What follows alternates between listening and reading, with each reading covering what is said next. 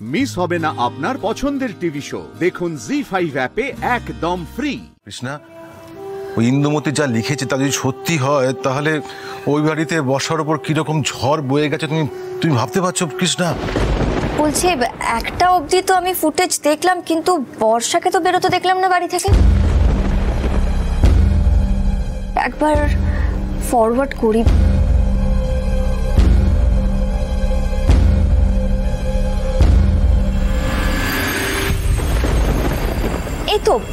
এই তো অর্ণব বেরোচ্ছে বাড়ি থেকে।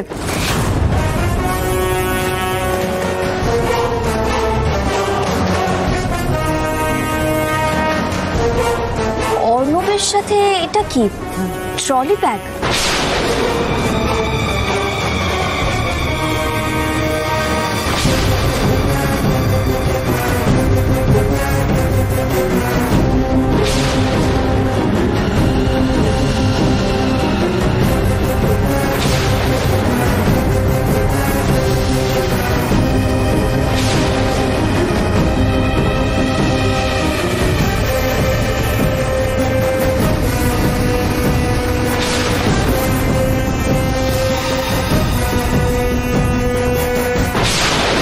তারা না অন্নবাবু কোটা ফিরছে, আগে সেটা দেখতে হবে।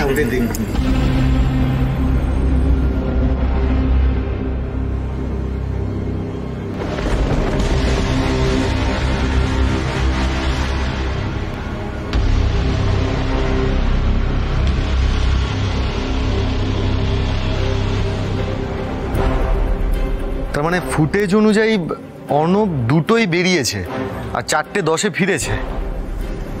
তাহলে বর্ষা কখন বেরিয়েছে বাবু? বর্ষা সকাল থেকে বেরোয়নি কাকিমা।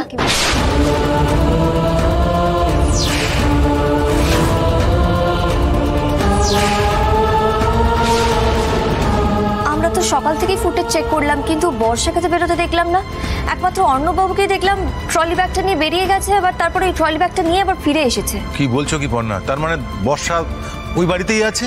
হ্যাঁ না না বাবা, সেটা কি করে সম্ভব? আমরা তো দুবার অর্ণবের বাড়িতে গেলাম।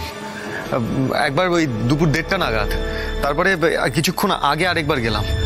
দুপুরবেলা না হয় আমরা ঘরে ঢুকিনি, কিন্তু এই কিছুক্ষণ আগে আমরা তো ওদের ঘরে ঢুকেছিলাম। আমরা ওদের সাথে বসে কথা বললাম। আর সব থেকে বড় কথা, এই ইন্দু যে ওই চিরকুটে জানালো যে ওর দাদাকে সন্দেহ করছে, তাহলে বর্ষা বাড়ি থাকলে সেটাও নিশ্চয়ই জানাতো।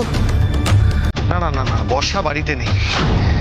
কিন্তু বর্ষা গেলটা কোথায়? আমার মাথায় কিচ্ছু ঢুকছে না, মাথা কাজ করছে না, কিছুই বুঝতে পারছি না আমি। ও তো বাড়ি থেকে বেরোয়নি, তাহলে? এক মিনিট দাঁড়ান, আমি অর্ণবের বাড়ি থেকে বেরোনোর ফুটেজটা আর বাড়িতে ঢোকার ফুটেজটা একবার পরপর চালাই।